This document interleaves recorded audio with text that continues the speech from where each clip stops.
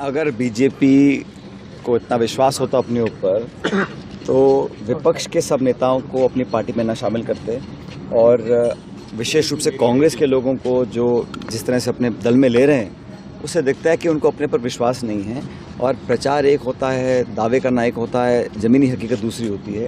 राजस्थान के अंदर मैं जानता हूं कि इस बार माहौल ऐसा है कि लगातार लोग कांग्रेस से जुड़ रहे हैं और 10 साल की जो बीजेपी सरकार की रिपोर्ट कार्ड है उसको देखकर लोगों ने मन बना लिया कि बदलाव जरूरी है।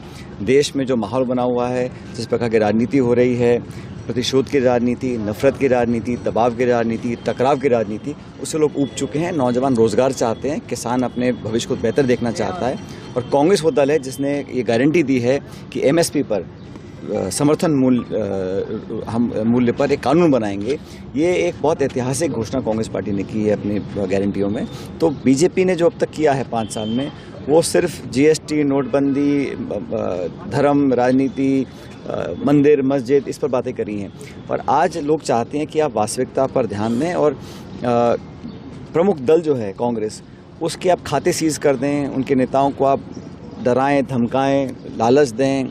इस प्रकार की राजनीति को लोग पसंद नहीं करते हैं। देश के प्रधानमंत्री नरेंद्र मोदी कल राजस्थान में थे। सीधे तौर पर कांग्रेस पर यह आरोप लगाया कि कांग्रेस ही बार बार प्रचार कर रही, आग लगा दी। 10 साल में कौन सी आग लगा दी? भ्रष्टाचार और इंडिया अलायंस को लेकर तमाम बड़े बड़े आरोप लगाए हैं।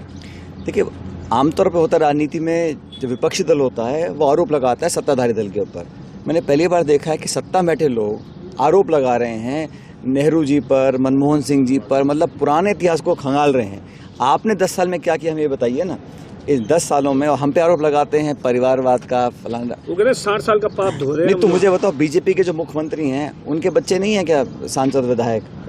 रमन सिंह जी के लड़के सांसद रहे, वसुंधरा जी के लड़के आज सांसद हैं। हमारे हिमाचल के मुख्यमंत्री थे धूमल साहब, उनके बेटे सांसद थे। तो उनकी पार्टी के नेताओं, बच्चे, भतीजे अगर चुनाव में राजनीति लड़ते हैं, आते हैं तो वो ठीक लगता है।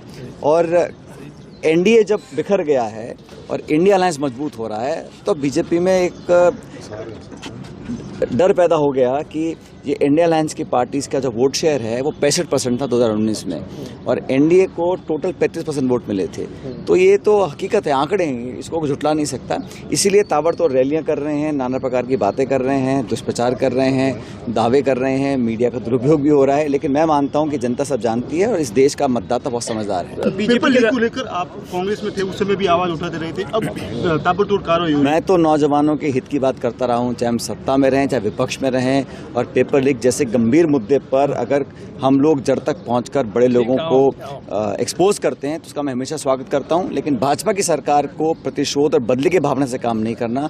कल भी जिस प्रकार एक मंत्री का बयान आया वो बड़ा अशोभनीय है। इस प्रकार की धमकियां देना जब आचार संहिता लगी हुई है, ये एक जिम्मेदार पद पर बैठे व्यक्ति को नहीं करना चाहिए। सर, आप जिस सीट पर खड़े हैं वहाँ पर केंद्रीय मंत्री कैलाश चौधरी है। बड़ी चुनौती है बीजेपी कांग्रेस के लिए यहाँ पर? कोई चुनौती नहीं है। मुझे लगता है कि 25 में अधिकांश सीटों पर कांग्रेस पार्टी जीतकर जाएगी। और बाड़मेर में तो जो हाल बने हुए हैं, जो मैंने कल से देखा यहाँ पर तो भाजपा का कोई प्रचार करने वाला ही नहीं बचा है और यहाँ पर ऐतिहासिक जीत कांग्रेस पार्टी की होने वाली है। हम लोग पूरी ताकत से लड़ रहे हैं, एकजुटता से लड़ रहे हैं और धर्म जाति से उठकर हम मुद्दों की बात कर रहे हैं और कांग्रेस पर लोगों का विश्वास है। यहाँ पर रविंद्र सिंह भाटी भी कांग्रेस के लिए एक बड़ी चुनौती है मुस्लिम वोट बैंक को लेकर, वो भी खड़े हैं, निर्दलीय विधायक है। मैंने कहा ना भाई, हर एक को आज़ादी है चुनाव लड़ने की, वो निर्दलीय हों, किसी दल के हों, लेकिन कौन जीतेगा कौन हारेगा इसका निर्णय जनता करेगी।